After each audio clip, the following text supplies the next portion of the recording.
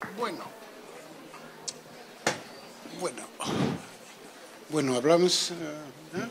Non, bon. Bonsoir. Nous avions décidé.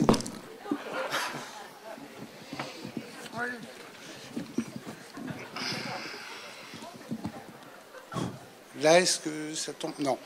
Nous avions décidé de faire ce dialogue en espagnol, mais il n'y a pas de traduction, alors donc on le fait en français exceptionnellement. Il se trouve que nous nous connaissons un petit peu avec Alfredo. Il se trouve que depuis des années, il est un des rares artistes contemporains à interroger le statut de l'image dans son utilisation, dans ses utilisations, et entre autres dans ses utilisations de masse. Et il se trouve que cette année, il occupe un des lieux aujourd'hui emblématiques des rencontres, alors qu'il n'est tout sauf photographe. Ce n'est pas un paradoxe, je trouve même que c'est quelque chose de salutaire, mais cette exposition sur laquelle j'aimerais qu'on revienne en détail a quelque chose d'un peu paradoxal, d'une part, et j'aimerais bien que tu t'expliques sur sa conception. Elle est à la fois une présentation renouvelée de pièces que tu as déjà présentées, que tu as créées dans d'autres contextes, et elle n'est pas du tout une rétrospective. Donc par rapport à tous ces travaux que depuis, on ne va pas parler de ton âge, que depuis longtemps tu développes sur la lecture de l'image, comment est-ce que tu as opéré ta sélection? Parce que c'est une sélection.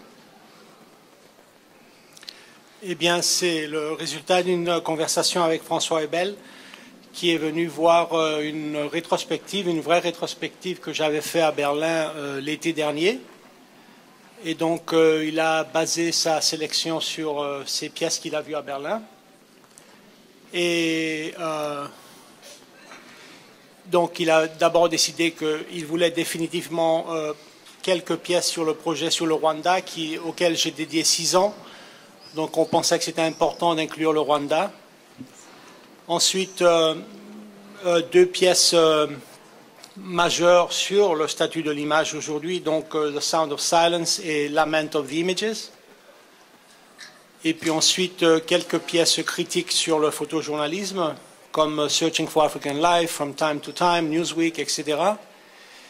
Et puis, il voulait aussi la pièce que j'ai fait récemment sur l'assassinat de Bin Laden. La seule chose sur laquelle on ne s'était pas mis d'accord au début, c'était qu'il voulait inclure quelques pièces sur mon travail que j'avais réalisé au Chili dans les années 70 et 80, avant de quitter mon pays pendant la dictature. Je pensais que les œuvres chiliennes n'était pas dans le bon contexte ici, mais il a insisté, je crois qu'il a eu raison. Dans le contexte de l'expo aujourd'hui, je crois qu'on les lit bien, je pense, et on voit déjà que j'avais déjà un certain intérêt pour l'image. Et donc, on a créé cette petite salle autobiographique qu'on traverse pour se trouver avec l'assassinat de Bin Laden et cet hommage à 3 femmes extraordinaires. Avant de revenir sur les différentes étapes, j'aimerais bien que tu nous parles de l'occupation de l'espace. Je connais ce lieu, j'en connais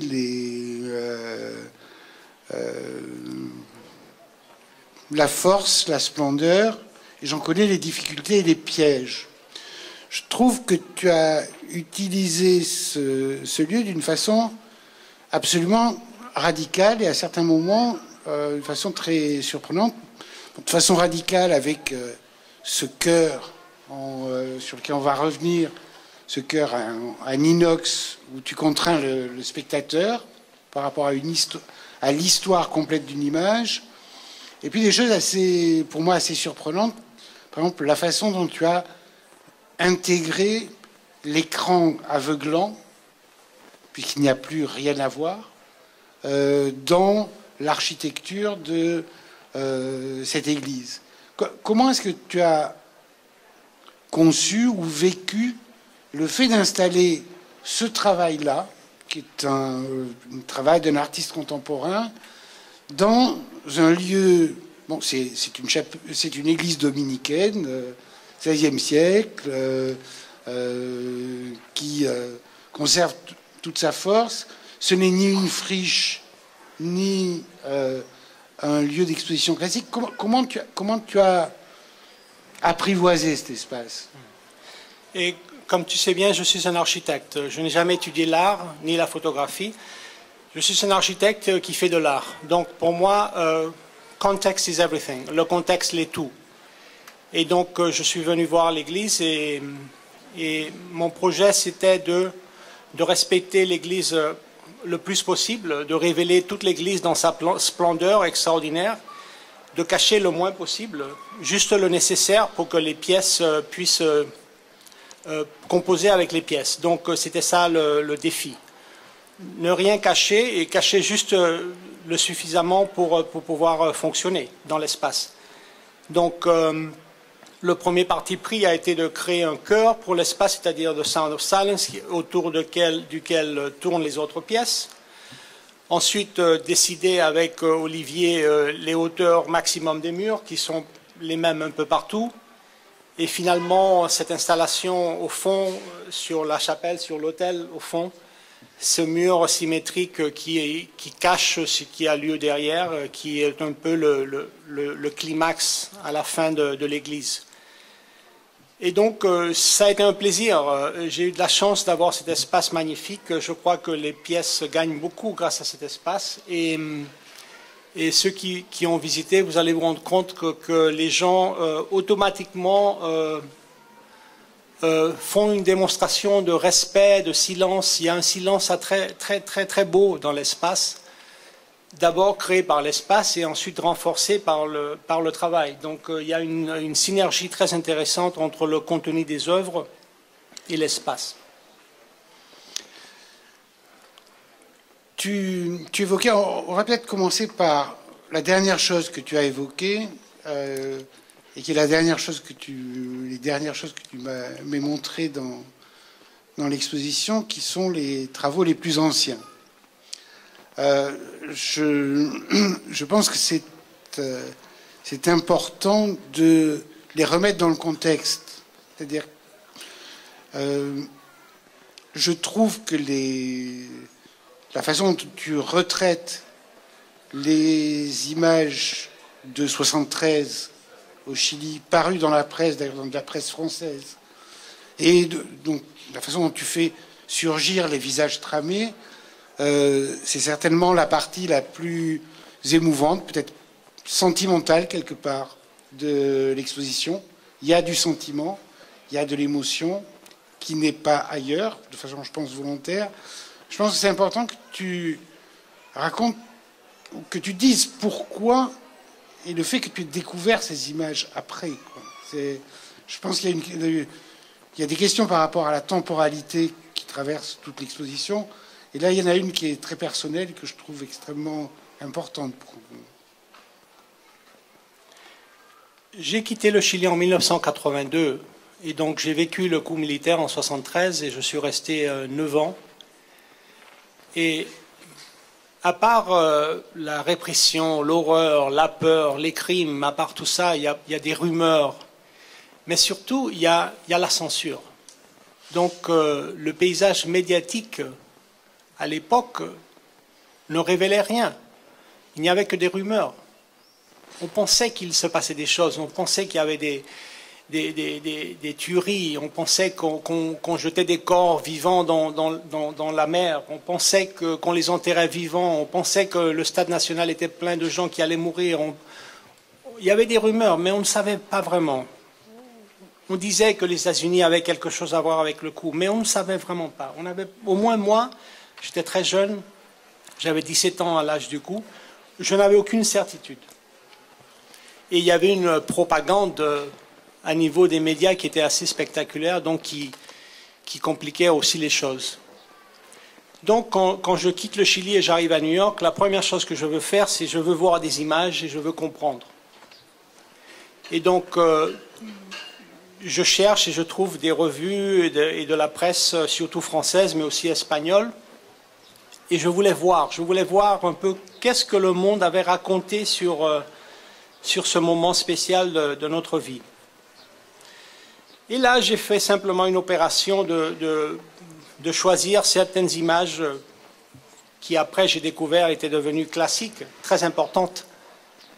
Et je voulais concentrer l'attention du spectateur sur quelques visages. Parce que quand nous voyons une image de presse dans le contexte de la presse, nous voyons un ensemble. Cet ensemble, et la lecture de cet ensemble est vraiment influencée par le contexte, par le titre, par le sous-titre, par le texte du journaliste. Donc on est poussé vers une direction ou une autre. Donc, je voulais me concentrer sur cette image et de cette image faire surgir justement des visages. Et je pensais que les visages allaient parler par eux-mêmes. Donc j'ai choisi ces images et j'ai fait surgir de chacune d'elles un visage. Et là, je trouve que ces visages disent tout. C'est-à-dire, il y a un homme dans le stade national et la manière dont il regarde la caméra, vous sentez que cet homme sait qu'il va mourir. Son visage dit tout. Ou alors, je fais surgir une image d'une petite fille qui est cachée dans une photo dans l'enterrement de Pablo Neruda. Et donc, je l'agrandis et vous la regardez, c'est l'image la plus triste du monde. Les visages ont cette capacité de parler, de nous raconter des histoires sans mots. Et donc, je voulais faire cette opération très simple avec cette pièce qui s'appelle justement Visage. Et ce n'est que la deuxième fois que je montre cette pièce. Je n'avais pas confiance en ces travaux que j'ai faits pendant ma jeunesse. Je pensais que c'était des petits exercices naïfs. Mais des commissaires avec lesquels j'ai commencé à travailler ces dernières années, qui ont commencé à organiser des rétrospectives, ont beaucoup insisté sur la pertinence, selon eux, de ces images, de ces projets, et ont insisté de les montrer. Donc j'ai montré cette pièce d'abord à Berlin l'année dernière, et c'est la deuxième fois que je la montre ici. Et puis l'autre pièce qui se trouve dans cette petite salle dédiée au Chili, c'est mon obsession sur Monsieur Kissinger. Donc à New York, j'ai découvert qu'effectivement les États-Unis avaient financé le coup militaire. Et donc j'ai immédiatement acheté les deux biographies que Monsieur Kissinger avait publiées en 83 et 84. Et j'ai recoupé toutes les images de son livre. Et bien sûr, il n'y a aucune image sur le Chili. Le Chili n'existe pas dans sa biographie.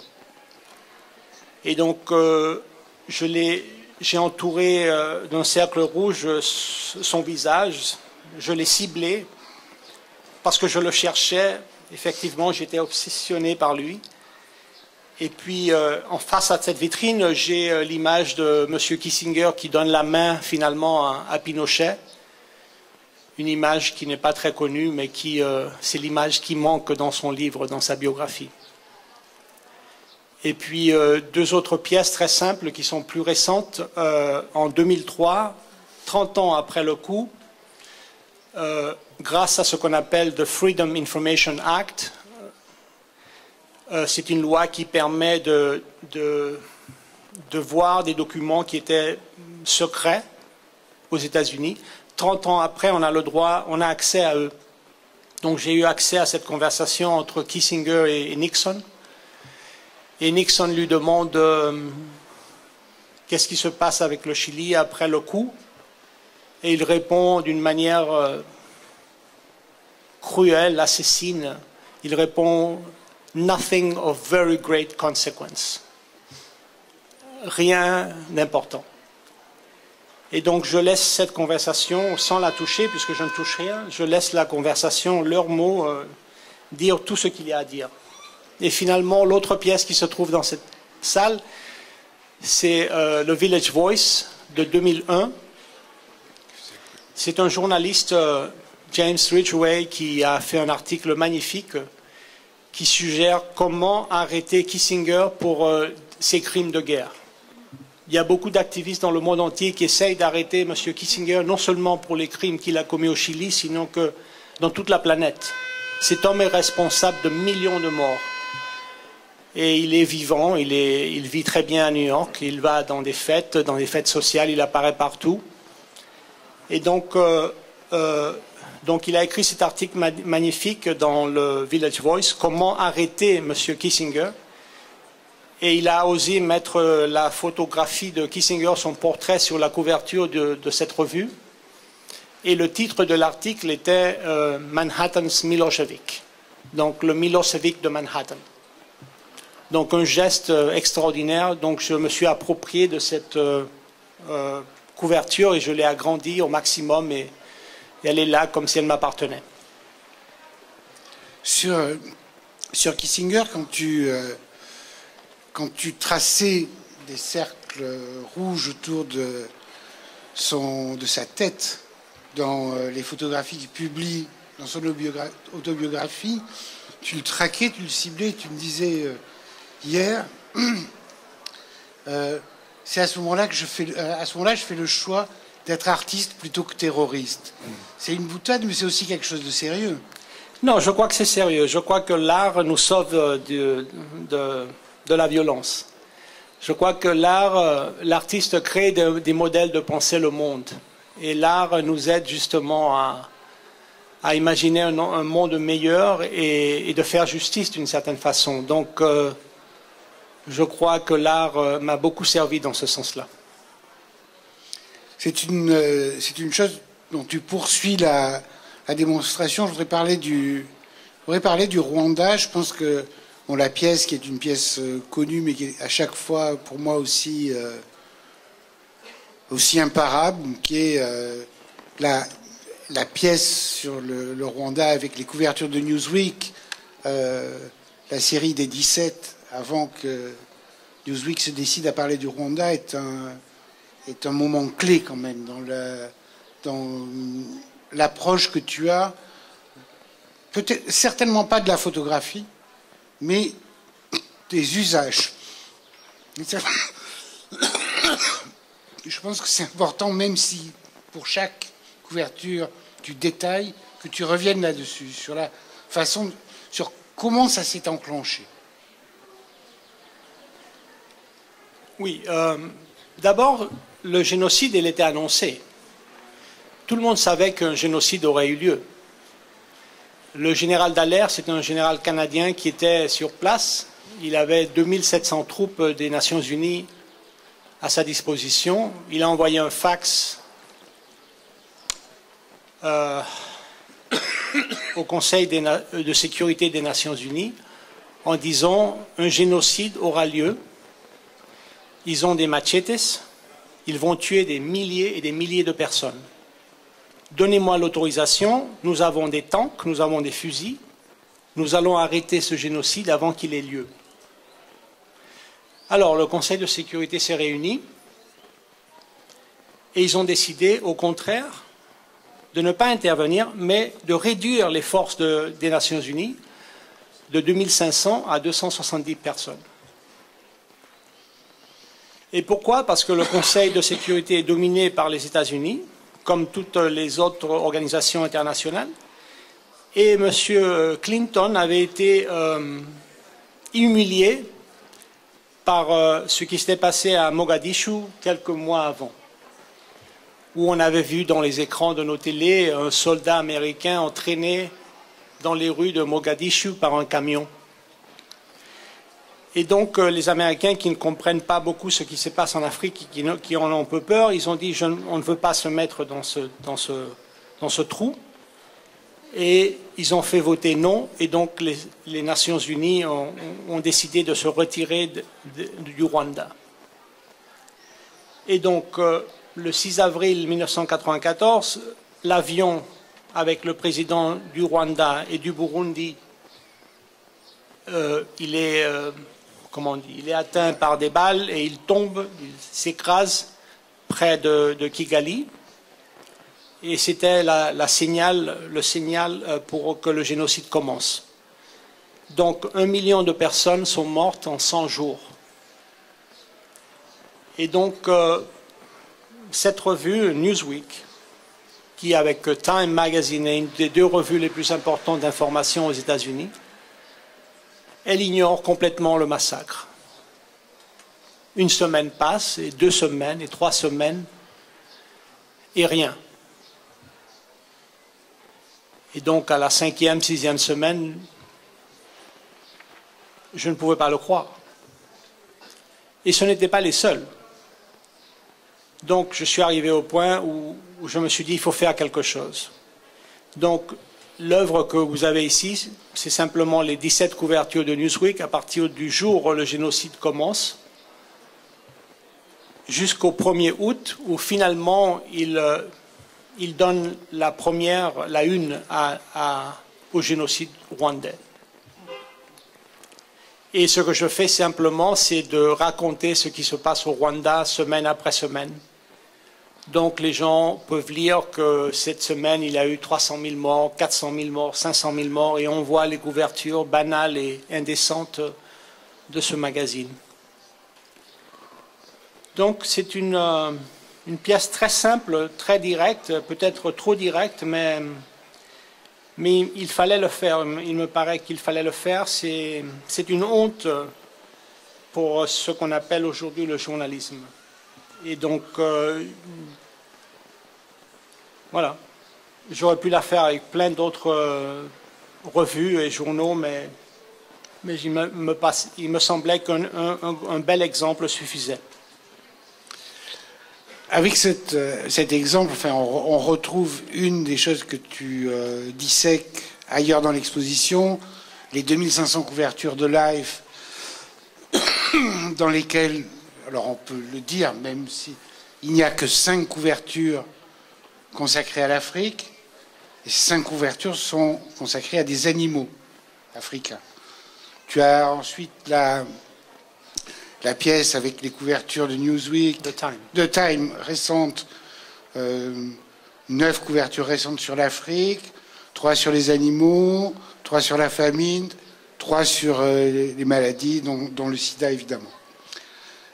Là, tu nous parles d'un système médiatique qui est un système dans lequel la photographie intervient ou est utilisée.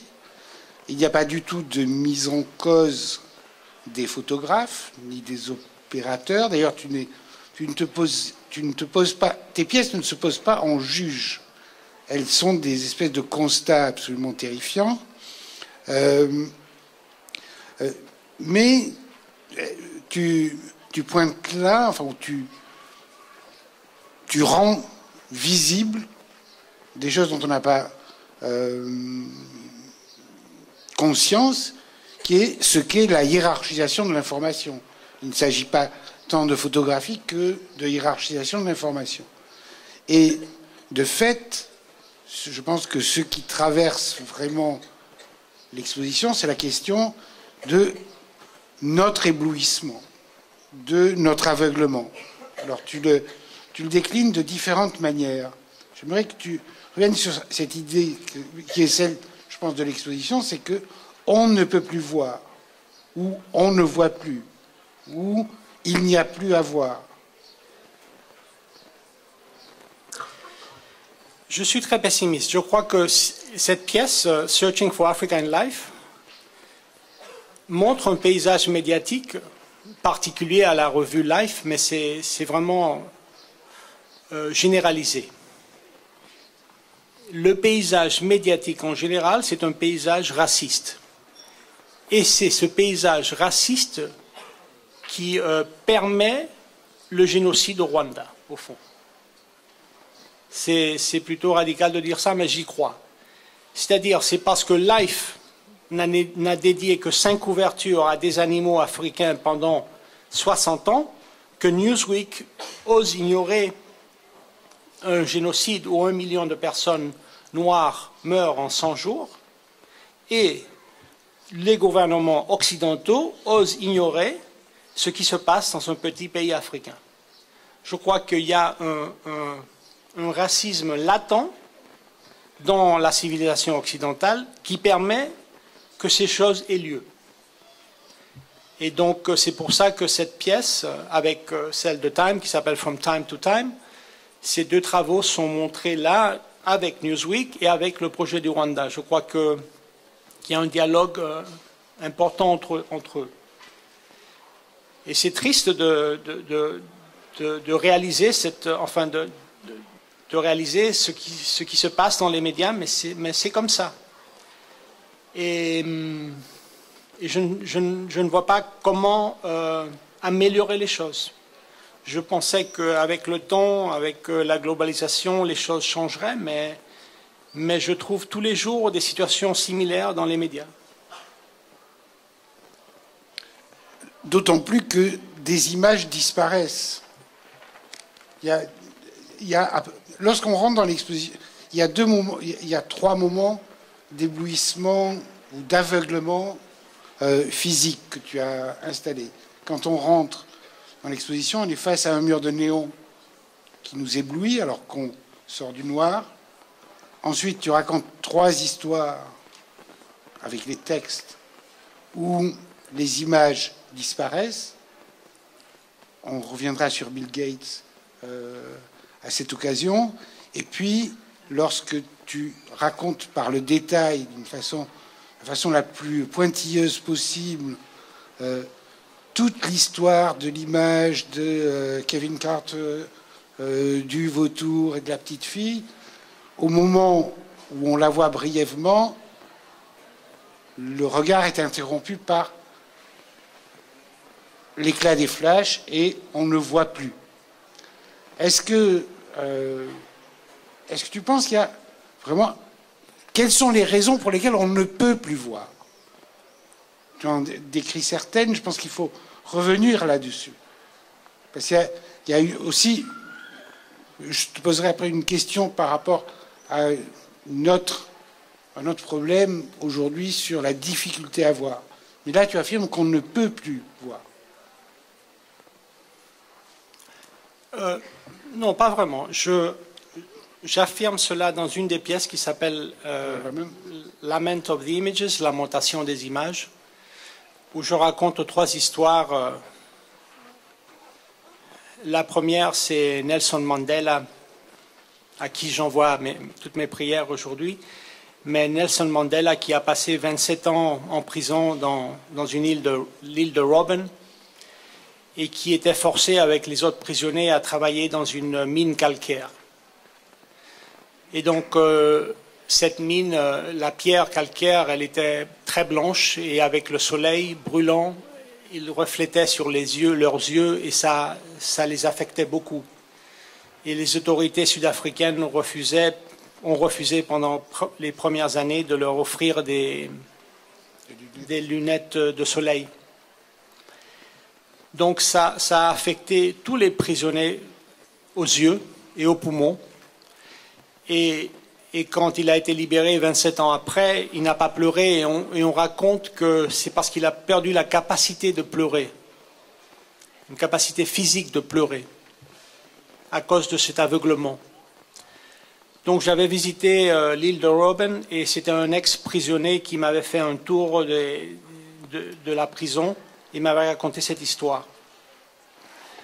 Donc, quelques années après, on apprend que justement Corbis de Bill Gates avait acheté l'archive Batman et un autre archive, et avait décidé de garder toutes ces images dans une espèce de bunker qu'il avait acheté en Pennsylvanie. Et ce bunker avait été créé dans une mine calcaire. Donc j'ai immédiatement fait la connexion entre cette mine calcaire en Pennsylvanie et la mine calcaire où Mandela travaillait et était devenu presque aveugle. Donc j'ai gardé ces deux histoires et je me suis dit, je voudrais faire quelque chose avec ceci, mais je ne sais pas quoi. Et quelques mois après, les États-Unis ont été victimes de l'attentat du 11 septembre 2001 à New York et ont décidé d'attaquer le pays le plus petit et le plus pauvre de la planète, l'Afghanistan. Et comme ils savaient qu'ils allaient faire beaucoup de dégâts, ils ont décidé d'acheter toutes les images satellitaires de ce pays. Donc, pour ne pas être accusés de censure, ils ont fait une opération commerciale avec cette entreprise qui avait des satellites au-dessus de l'Afghanistan. Et ils disaient qu'ils voulaient avoir le plus de précision possible, même si leur propre équipe de surveillance était plus performante que ce qu'ils avaient acheté. Mais au fond, en faisant ça, on ne pouvait pas les accuser de censure. C'était une opération commerciale, mais au fond, ils avaient créé un aveuglement et on n'allait pas voir les effets des bombes sur l'Afghanistan. Donc, quand j'ai lu cette histoire, je me suis dit, voilà les trois histoires dont j'avais besoin pour faire une pièce. Et donc, je présente ces trois récits dans un espace très sombre et j'invite le spectateur dans un labyrinthe à la fin duquel on se trouve dans cet espace gigantesque où on est illuminé par un écran qui nous aveugle. Donc, c'est une espèce de lamentation des images, parce que, comme ces histoires le confirment, nous vivons dans une paradoxe. On n'avait jamais reçu autant d'images, mais en même temps, il n'y a jamais eu autant de contrôle par les multinationales et par les gouvernements. Donc, au fond, nous sommes à la merci de ces deux forces, et ce que nous voyons, c'est ce que nous sommes permis de voir. Et donc, cette pièce est un peu dirigée vers notre impotence, vers notre aveuglement créé par ces deux forces, les multinationales et les gouvernements. Et donc, c'est une lamentation des images. Tandis que Real Pictures, qui est une pièce du projet Rwanda, où vous avez les boîtes noires qui, si, contiennent des images. Chaque boîte contient une image. Avec ces boîtes, je crée des monuments funéraires, qui sont faits à la mémoire du peuple rwandais. Et sur ces boîtes, je raconte des histoires. Je décris les images qui sont à l'intérieur de ces boîtes. Et c'est une stratégie à l'inverse de ce qu'ont fait les médias. C'est-à-dire, quelques médias nous ont montré quelques images, mais nous ne les avons pas vues, parce que nous n'avons pas réagi. Un être humain qui se dit vraiment humain aurait réagi, aurait demandé, exigé à nos gouvernements d'intervenir et d'arrêter cette tuerie. Donc ce manque d'inaction politique, mais aussi publique, est pour moi un signe de qu'on n'a rien vu. Donc ce projet, cette œuvre qui s'appelle Real Pictures, propose d'une manière assez naïve que peut-être que maintenant que je cache ces images, vous les verrez mieux. Donc c'est ça la logique de cette pièce. Et je fais confiance au pouvoir des mots qui racontent ce qui se trouve à l'intérieur de ces boîtes. Et donc c'est un espace de silence, de désolation, où j'espère que les mots vont vous donner envie de voir et vous verrez avec votre imagination ce que nous n'avons pas fait à l'époque du génocide. Mais ce n'est pas vraiment que je cache les images. Les images du génocide rwandais, elles sont gardées pour un futur où la société va pouvoir les voir. et va pouvoir agir sur ces images. Donc c'est vraiment une espèce d'un pari sur un futur meilleur. On les garde pour attendre ce moment où la société sera capable de les voir, de les regarder et d'accepter ces images et d'agir sur les effets de ces images. Mais ça, c'est un point de vue optimiste, tout d'un coup.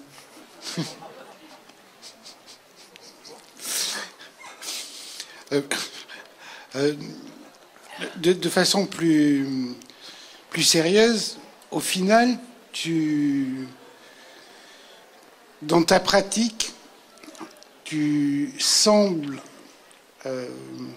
accorder une capacité plus grande à exprimer précisément les choses aux mots qu'aux images. Tu te méfies des images. Tu ne te méfies pas seulement de leur utilisation, tu te méfies des images elles-mêmes.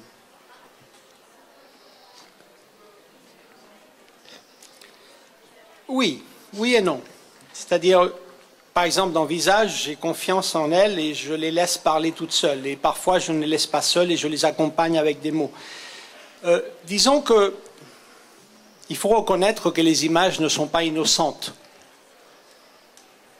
et que personne ne nous a appris à comprendre les images, à voir des images, à voir, à regarder. On nous apprend quand on est petit à lire des mots, à écrire des mots, à utiliser un vocabulaire, mais qui nous apprend à voir? Pourtant, toutes les images qui nous entourent aujourd'hui, ce sont des images, toutes elles, créées par des experts en communication. Et ces images, qu'est-ce qu'elles font? Elles nous vendent quelque chose. Toutes. Elles célèbrent le monde de la consommation.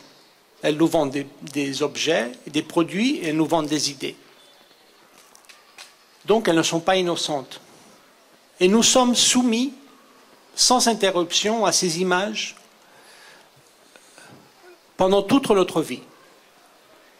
Mais chaque image représente une conception du monde. Elle n'est pas innocente. Cette image, elle a été créée par quelqu'un avec un objectif très précis. Donc chaque chose qui est dans le monde, là, elle représente une conception politique du monde. Et qu'est-ce qui nous forme à nous? On est formé par notre éducation, par nos parents et par l'entourage médiatique, des images, de la presse et de la vie de tous les jours. Donc elles ne sont pas innocentes. Elles sont importantes, elles nous forment, elles nous racontent des choses sur le monde. Donc il me semble qu'il nous faut dédier du temps à ces images, à les réfléchir, à les comprendre dans leur fabrication et dans leur utilisation des médias. Et donc on arrive, je suppose, à The Sound of Silence, qui est un théâtre dédié à une seule image. Donc c'est une vraie architecture où le spectateur est invité à passer du temps, 8 minutes, avec une image. Donc c'est un cri de désespoir. Écoutez, donnez-moi 8 minutes, je veux vous raconter une histoire. Et comme c'est une histoire qui est très précise, j'ai inventé ce système de lumière rouge et verte qui a agacé beaucoup de gens, mais qui m'aide à conter une histoire de A à Z. Donc, ce sont 300 mètres cubiques dédiés à une image. Et là, je raconte une histoire qui n'est pas complète, qui n'est pas vraie aujourd'hui. Elle est vraie quand elle a été écrite en 1995. Aujourd'hui, Corbis n'est plus l'agence la plus grande du monde. Quelques années plus tard, on a découvert que c'était un garçon, ce n'était pas une petite fille. il a vécu. Il est mort après d'une fièvre. Donc, mais je n'ai pas voulu changer l'histoire. J'ai voulu laisser la pièce originale comme je l'avais écrite en 95. Donc c'est un cri de désespoir qui demande à l'audience, écoutez, faites-moi confiance et donnez-moi 8 minutes. Et ceci parce que, je ne sais pas si vous le savez, mais comment on dit average? Le temps moyen, la moyenne. Le temps moyen, la moyenne de temps que le spectateur passe devant une œuvre d'art dans les musées, dans les galeries, c'est 3 secondes. 3 secondes.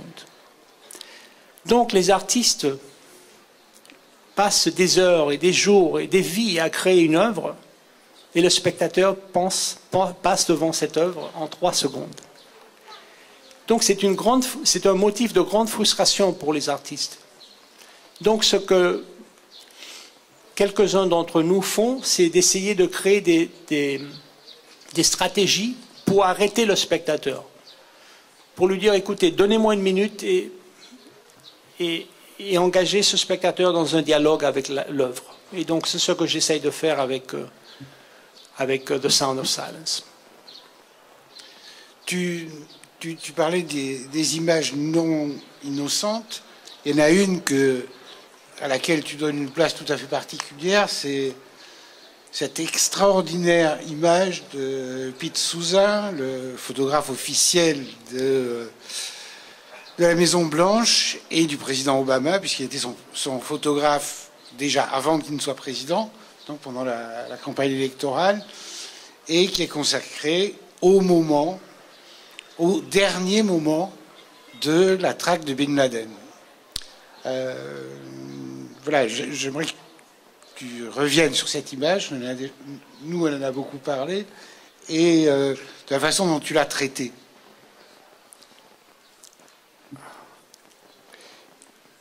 C'est une pièce très simple et qui répond au fait que normalement on dit qu'il faut voir pour croire, mais ici on nous demande de croire sans voir. Et comme c'est un gouvernement qui ne me fait pas beaucoup confiance, qui ne me donne pas beaucoup de confiance, j'ai décidé de créer cette pièce où je mets en scène cette image, qui est une fabrication extraordinaire. Et en face de cette image, je mets un écran vide avec un blanc qui représente ce que nous savons, c'est-à-dire rien.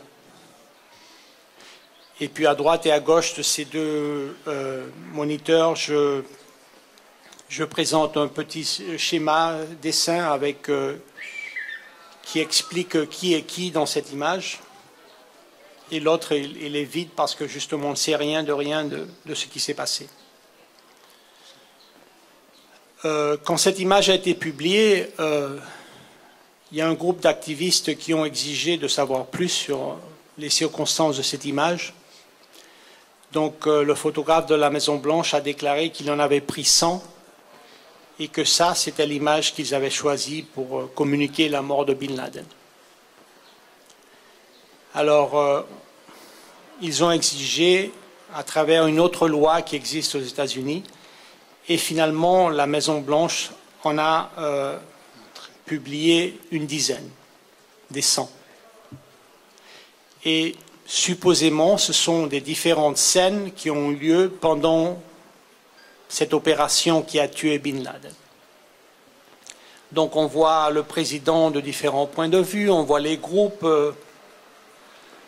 On dirait que c'est la même scène, mais différents angles. Mais quand on analysait ces images, il y a un système avec Photoshop où vous pouvez analyser une image qui a été publiée sur l'Internet. Et vous pouvez découvrir la date et l'heure exacte où cette image a été créée. Et vous pouvez voir sans aucun doute si l'image était manipulée ou non. Et donc, quand ces 10 images, les 9 autres images ont été publiées, on a tout de suite fait cet exercice qui est très basique, et on a découvert que l'image qui annonçait la mort de Bin Laden avait été prise 38 heures après la date qu'ils avaient annoncé la mort de Bin Laden. Et les autres 9 images avaient été prises 5 heures avant, 10 heures après, 15 heures avant, 20 heures après. Donc il y avait un range, un temps différent pour ces 10 images, ce qui confirmait tous nos doutes sur cette mise en scène. Et si vous croyez que je suis un fou des théories de conspiration, on a posé à Madame Clinton la question, Madame Clinton, vous avez l'air très touchée, très affectée par ce que vous regardez sur cet écran. Parce que vraiment, c'est la seule qui exprime une émotion dans cette image. Vous la verrez, elle est vraiment tendue. Eh bien, elle répond, non, non, non, j'étais enrhumée, j'étais en train de tousser. Donc, je n'ai pas de réponse. Donc, je voulais mettre en scène cette histoire et la partager avec les spectateurs, c'est tout. Il faut aussi rappeler qu'on n'a pas d'image de Bin Laden mort et que c'est officiellement l'image qui correspond à l'événement historique derrière lequel les États-Unis ont couru pendant des années. Donc c'est, je pense, une chose importante. Mais là, je reviens à ta... Mais avant que tu reviennes, j'aimerais bien que toi, qui es un expert aussi, je voulais que ce soit un dialogue, et il a triché. Hein? Je voulais que vraiment il y ait un dialogue, mais il m'a... Donc, mais pourquoi tu ne racontes pas qu'est-ce que tu penses, toi, de cette image et de la situation de cette image? Raconte-nous, j'aimerais bien t'entendre. Non, mais cette image est caractéristique d'un système qu'on connaît aujourd'hui. Je veux dire, qu'on a même importé récemment en France, puisque vous savez que il y a depuis le général de Gaulle, il y a toujours eu des photographes salariés à l'Élysée, mais qui n'ont jamais été des photographes, dits photographes officiels. C'est récemment, donc, en copiant exactement le système américain, que sur recommandation de Mme Traiveller, l'Élysée a embauché un photographe comme photographe officiel. C'est le photographe qui avait d'abord suivi la campagne de Lionel Jospin, qui a publié un livre là-dessus, bravo, et il a ensuite publié un livre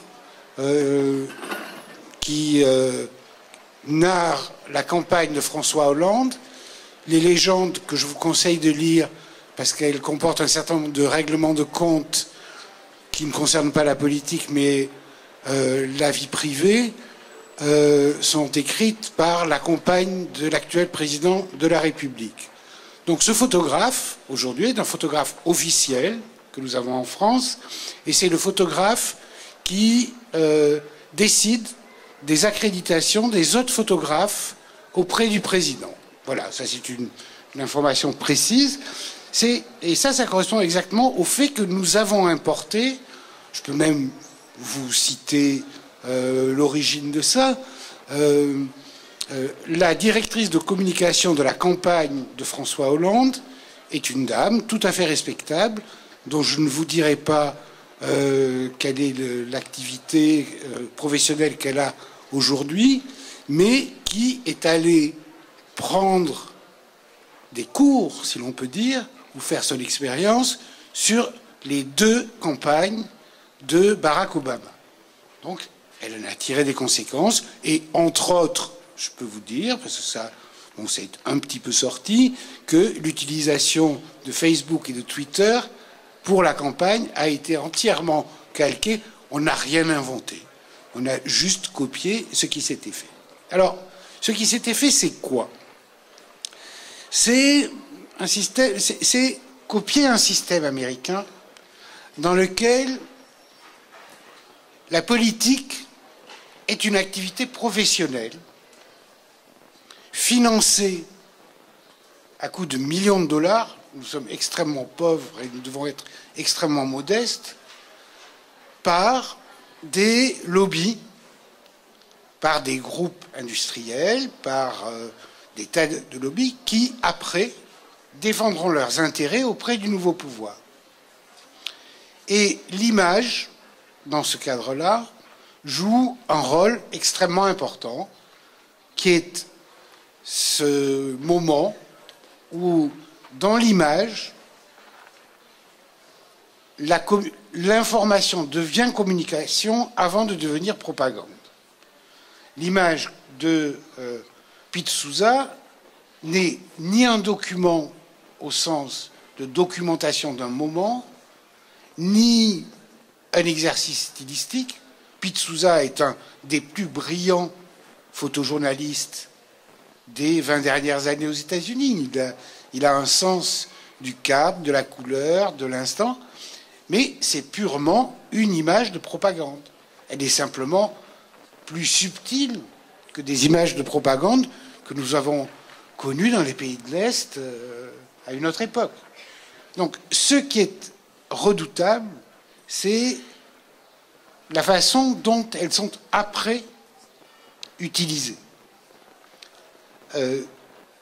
La Maison-Blanche, régulièrement, c'est intéressant d'aller voir, la Maison-Blanche, très régulièrement, je ne vais plus voir, donc je ne sais plus si c'est une fois par semaine, met sur Flickr les photos, évidemment sélectionnées, ce qui veut dire, elle met sur Flickr, non pas des documents photographiques, mais un discours politique et de propagande, accessible et gratuit pour tout le monde.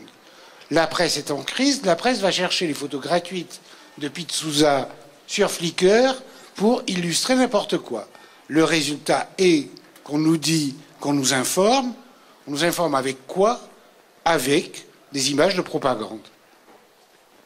Et sur Bin Laden, dont l'épisode final, on ne sait toujours rien. Alors là, je te rejoins parfaitement. Il y a eu 14 versions de est-ce qu'il y a eu hélicoptère? Est-ce qu'il y a un hélicoptère qui s'est crashé? On ne sait toujours pas. Est-ce qu'il y a eu des morts américains? Combien? Il y en a eu, mais on ne sait pas combien. Il a été tué par qui? Comment il a été tué? Après, qui prend les décisions de ne pas l'enterrer, mais de le jeter à la mer? Il y a eu des photomontages qui ont circulé aussi sur Internet, qui sont absolument... il y en a certains d'un goût absolument douteux, d'ailleurs. Il y en a certaines qui sont presque drôles aussi. Mais on est dans cette situation de « je ne peux pas voir ». Alors, on est dans une double situation. On me montre quelque chose et je ne peux pas avoir confiance dans ce qu'on me montre.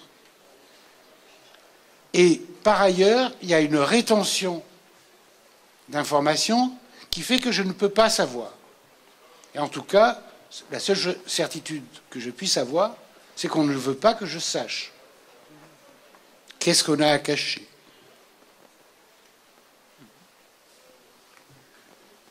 Sur cette image-là, c'est ça. Par contre, moi j'aimerais bien que tu parles de 4 femmes et du dispositif de 3 femmes. Pardon, excuse-moi, j'étais un peu plus optimiste que toi. Bon, 3 femmes, ce n'est que le début d'un projet qui va s'appeler 100 femmes. Donc,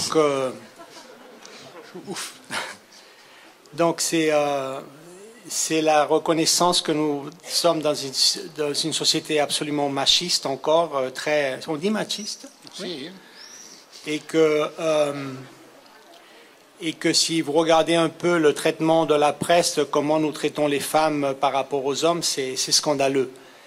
Donc, on a choisi dans le studio 3 femmes extraordinaires et nous voulons mettre l'accent sur elles, la lumière sur elles. Tu dois, ou tu te trouves obligé de contrôler, que tu fais de façon très précise à chaque fois. Cette pièce comporte évidemment un danger expressif qui est le danger du spectacle, le danger du spectaculaire. Beaucoup de petites images éclairées par beaucoup de lumière, etc. Je pense qu'on est là au cœur, on est, je pense, dans ton exposition, au cœur d'une question, qui est une question importante, qui est comment est-ce qu'une esthétique permet de tenir de façon claire un discours politique. Je veux dire, comment est-ce que ça ne devient pas esthétisant ou spectaculaire, parce que ça deviendrait décoratif. J'aimerais bien que tu parles de cette question-là, parce que je crois qu'elle est vraiment centrale. Oui, cette question de l'esthétique me poursuit partout, bien sûr, et on me pose toujours cette question. Donc je commence toujours par citer Jean-Luc Godard, quelqu'un que j'admire beaucoup, qui disait que c'est peut-être vrai qu'il faut choisir entre l'éthique ou l'esthétique, mais c'est aussi vrai que n'importe quel choix que nous faisons, on trouvera toujours l'autre à la fin du chemin. Et que la définition de la condition humaine est dans la mise en scène elle-même. Donc cette question vraiment ne devrait pas se poser. Comme je disais avant, chaque création, chaque image est une conception du monde, donc représente une certaine éthique. Et pour faire cette représentation, il nous faut de l'esthétique, c'est-à-dire il n'y a pas de représentation sans esthétisation. Donc, c'est vraiment une question qui ne mène nulle part. Les artistes, nous créons des modèles de penser le monde. Chaque pièce, chaque œuvre, n'importe quel sujet qu'on touche, représente une conception du monde et un modèle de penser ce monde. Et donc, pour moi, l'art est pensant. Tout ce que nous faisons, nous les artistes, c'est penser. J'ai toujours dit à mes étudiants que vraiment, pour moi, l'art, c'est 99% penser et 1% de faire. Ce qui m'intéresse, c'est de penser et de partager mes idées avec mon public, avec l'audience. Et donc, pour cette réalisation finale où cette pensée devient de l'art, elle se concrétise en quelque chose. Cette chose, elle représente forcément une conception du monde. Donc, c'est une prise de position éthique, politique. Mais, je répète, pour arriver là, il faut passer par une esthétisation, puisqu'il n'y a pas de représentation sans esthétisation. Dernière chose, qui n'est pas vraiment un gag, il y a une étrange chose qui se passe actuellement en un moment de crise forte de la librairie. 1984 de George Orwell ne s'est jamais autant vendu dans le monde. Est-ce que tu vois un signe qui nous rendrait optimistes ou pessimistes? Alors, c'est à toi de répondre à cette question.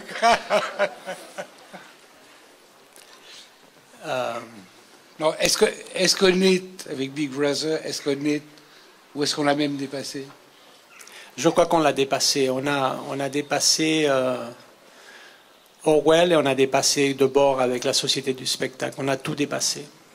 Je ne sais pas comment qualifier la situation dans laquelle on se trouve aujourd'hui.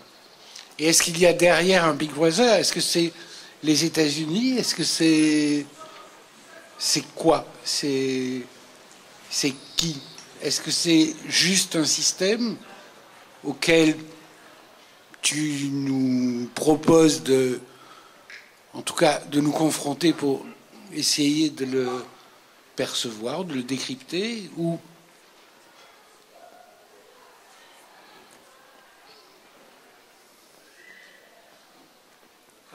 vraiment, je n'ai pas de réponse. Je suis très attentivement ce qui se passe avec Edward Snowden, qui est apparemment dans un aéroport à Moscou. Et je suis très curieux de voir comment vont se développer cette situation. Mais vraiment, je n'ai pas de réponse à cette question. Je crois que personne n'a vraiment une réponse à cette question. Peut-être qu'il y en a une. Non, hélas, qu'il y ait davantage d'Edward Snowden, c'est peut-être ça. Et davantage d'artistes radicaux. S'il y a une question. Il y a des choses que tu veux... Non, si tu veux peut-être... Non, moi, je voudrais juste ajouter une chose qui est que... Bon, tu as vraiment abordé le thème, mais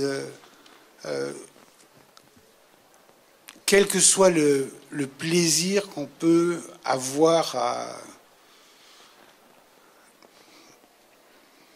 à ce privilège qui est de voir des images, de les voir dans des conditions plutôt idéales, à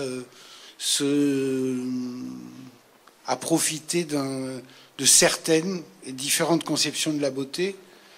Je crois effectivement qu'il n'y a rien d'autre qui soit important aujourd'hui que le sens que prennent les choses. Donc la capacité ou pas à penser le monde ou à essayer de le penser.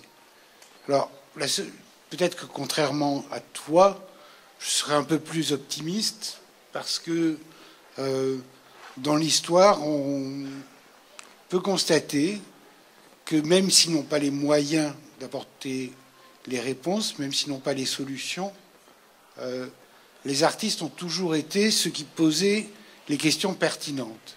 En tout cas, les artistes importants. On a la chance qu'il en existe encore un certain nombre. Je ne dirais pas tous, mais il y en a. Et donc, je leur suis reconnaissant. Et je pense que voilà, c'est là peut-être un signe d'espoir. Sinon, effectivement, je ne vois pas où on pourrait être optimiste. Non, mais moi je suis très optimiste. Ce qui se passe, c'est que je travaille avec des situations très déprimantes, mais qui me conduisent au pessimisme. Mais si je fais ce que je fais, c'est parce qu'au fond, je suis optimiste. Je suis la maxime de Gramsci, qui disait qu'il travaillait avec le pessimisme de son intellect, mais avec l'optimisme de sa volonté. Donc c'est un peu ça. Peut-être intellectuellement, j'ai tendance à être pessimiste, mais ma volonté, elle est absolument optimiste et c'est elle qui me permet de faire ce que je fais et de continuer. Voilà.